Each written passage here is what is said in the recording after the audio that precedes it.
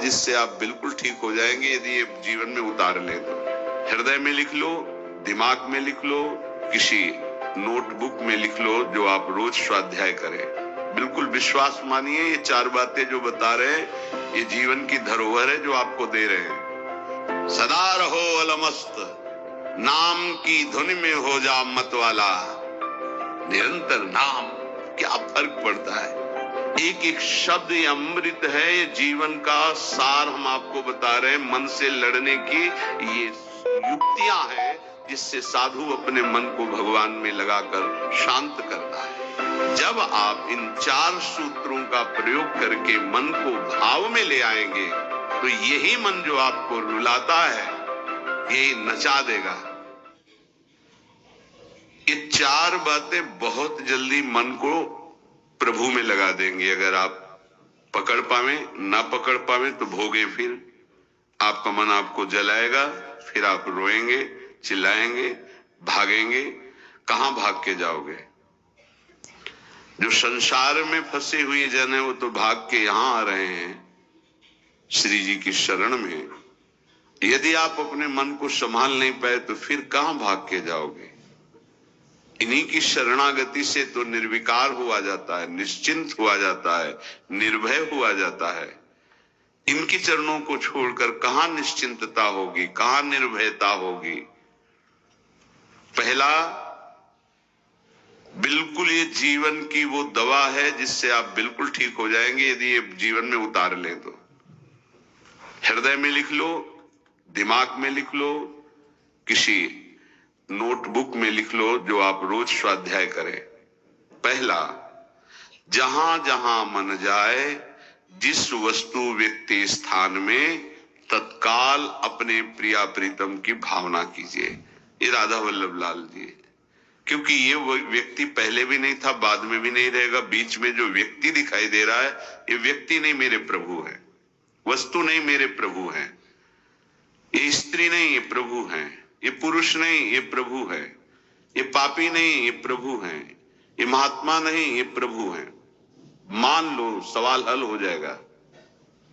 दूसरा, जहां जहां मन जाए वहां वहां मिथ्यात्व भाव करके ये सब माया का विलास, राधा वल्लभ श्री हरिवंश, राधा वल्लभ।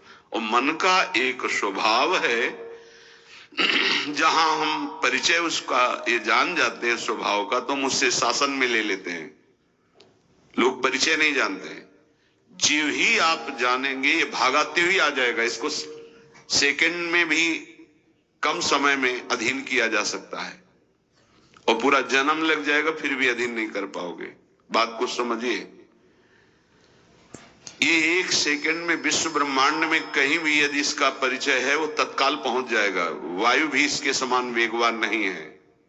मन, अगर अमेरिका गए हैं, आपने वो दृश्य देखा है, कोई एरिया, महल, घर, जो भी 1 सेकंड के कम हिस्से में वो पहुंच जाएगा। ऐसे मन को प्रभु में लगाने के लिए जहां मन जाए, और जाना कि गया, इतना सावधान साधक होना। गया वो तत्काल आ जाएगा, उसको बुलाना नहीं पड़ेगा, वो तत्काल लग जाएगा। राधा वल्लभ श्री हरिवंश, राधा वल्लभ श्री हरिवंश, राधा वल्लभ। हो सकता है 5 बार न कह पाओ, फिर भाग जाए, फिर उसे लाना है। इसे कहते हैं अभ्यास योग। अभ्यास योग युक्तेन चेतसा नान्यगामिना। एक दिन ऐसा आएगा नान्यगामिना, ये जाएगा ही नहीं, ये नहीं जाएगा। फिर दिव्य शाश्वत परम पुरुष की प्राप्ति इसी से हो जाएगी। तीसरा, हमारे मन में जो सही स्फुरणाएं हो रहे हैं उसका सपोर्ट जरूरी है। विरोध से ही मन केवल काबू में नहीं होता है, सपोर्ट जरूरी है।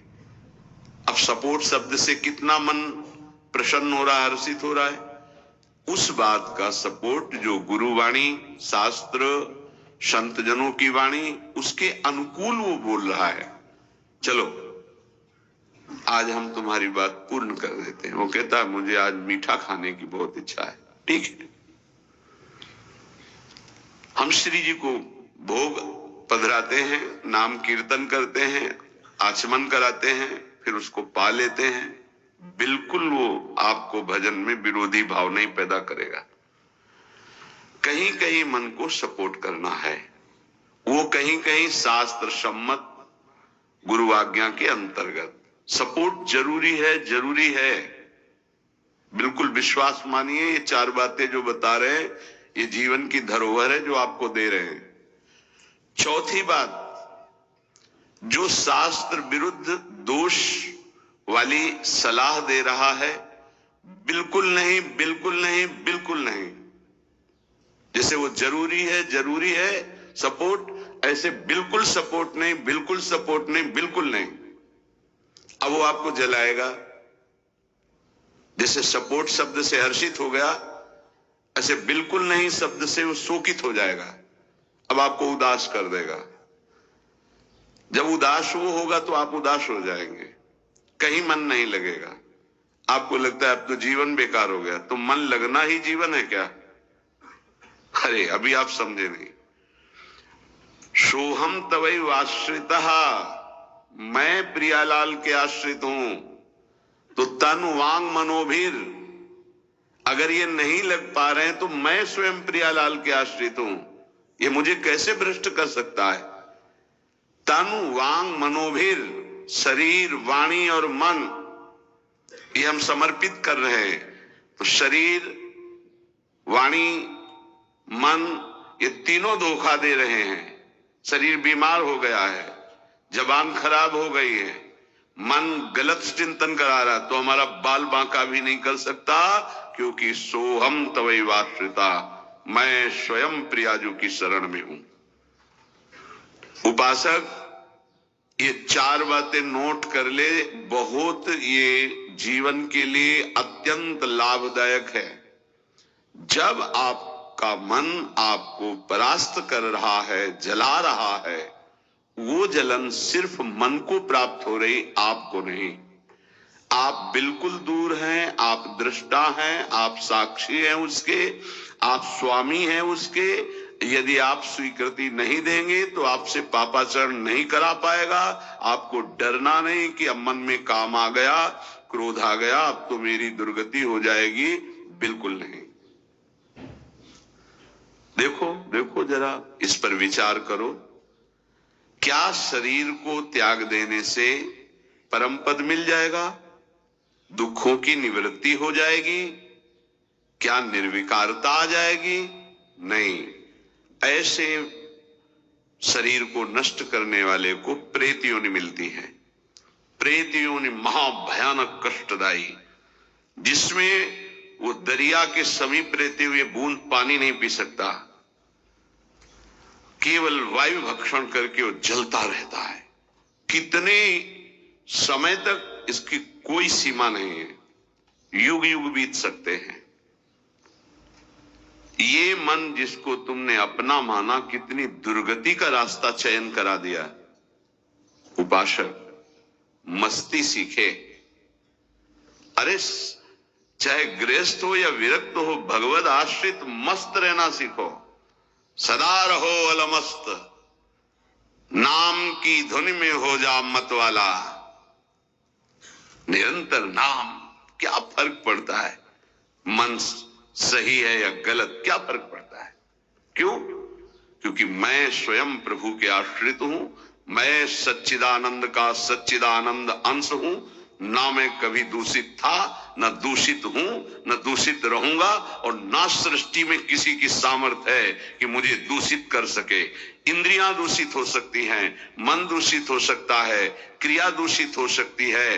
अब हम प्रभु के बल से इन इंद्रिय, मन और शरीर के दोषों का नाश करूंगा, ना कि इनके अनुसार चलूंगा। ये उपासक का स्वरूप है।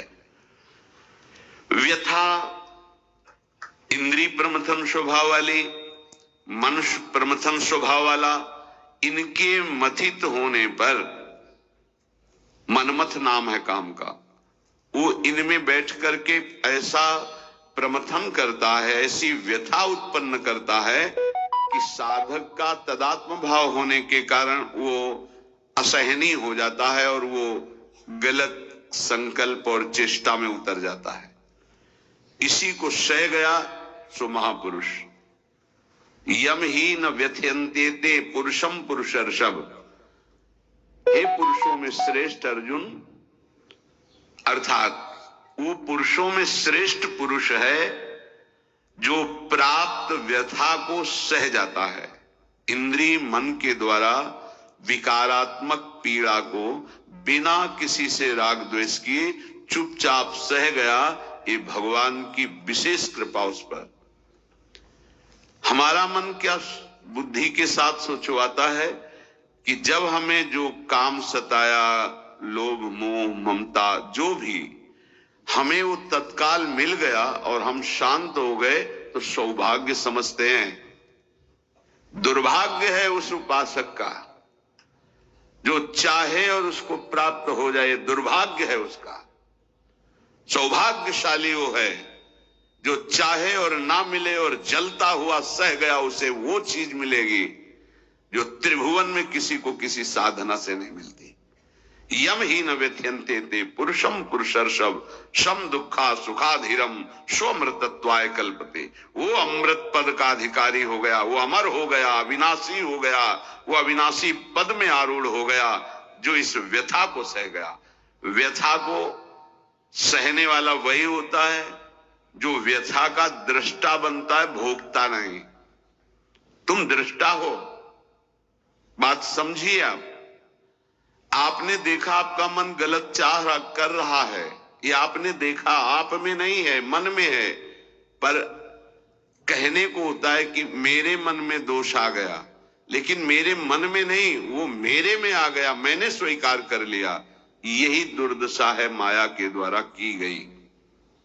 इसी का नाम जड़ चेतन ग्रंथि है। यही चिज्जड़ ग्रंथि है जिसका नाश करते हैं वेदांत के द्वारा, भक्ति के द्वारा, योग के द्वारा, कर्म योग के द्वारा, सत्संग के द्वारा, शास्त्र स्वाध्याय के द्वारा। आपको विविध शास्त्रों का सार 5 मिनट में मिल गया।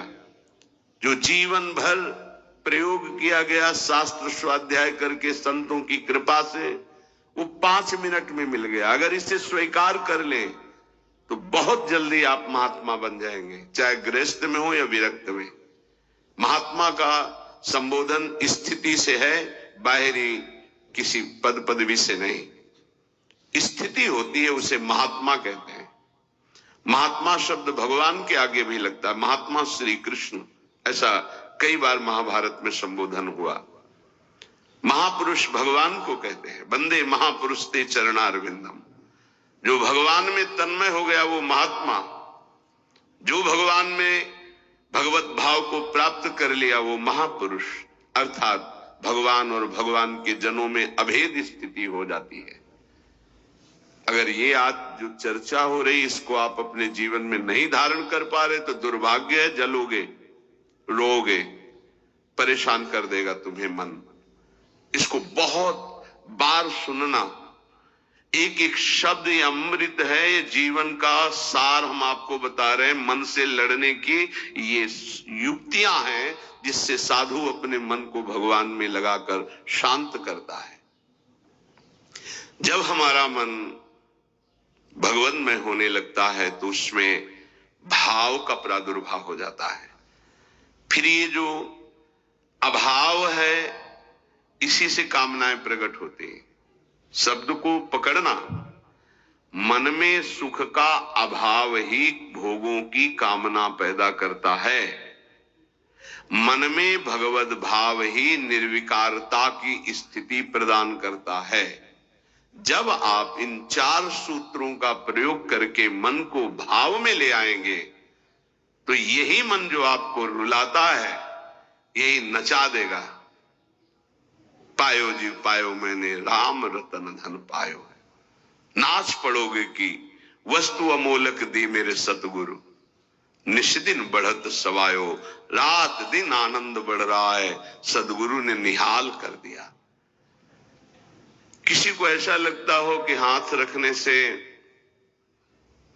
ये विकार नष्ट हो जाते हैं, आज तक हमने कहीं शास्त्र में नहीं पाया ऐसा, कई संतों से ऐसा नहीं पाया।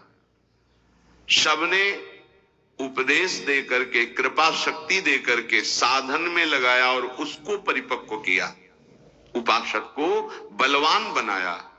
अगर ये आशीर्वाद से होता तो उपदेश ना देकर सबके हाथ माथे पे रख देते, भगवान सबका मंगल करे, सब निर्विकार हो जाएं।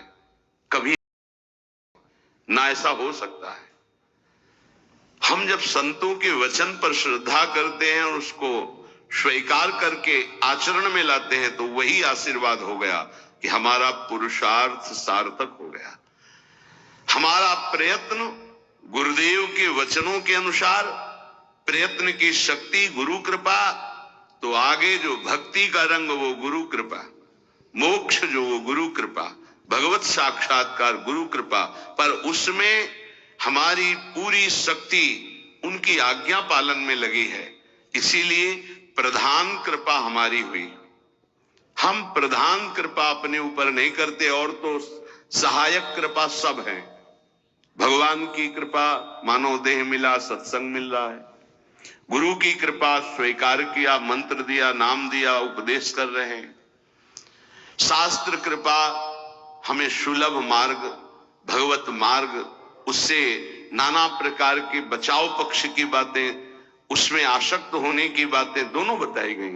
परमार्थ में कैसे आसक्त हुआ जाता है, परमार्थ में कैसे बचा जाता है, शास्त्र कृपा भी है। अपनी कृपा हम नहीं कर पा रहे। अपनी कृपा, अब हमको इस संसार समुद्र से मुक्त होना है, डूबना नहीं, इसमें पार जाना है। अब मुझे वही करना है जो मेरे गुरुदेव कहते हैं, शास्त्र कहता है। अब इसके विपरीत नहीं, ये अपने ऊपर कृपा हो गई।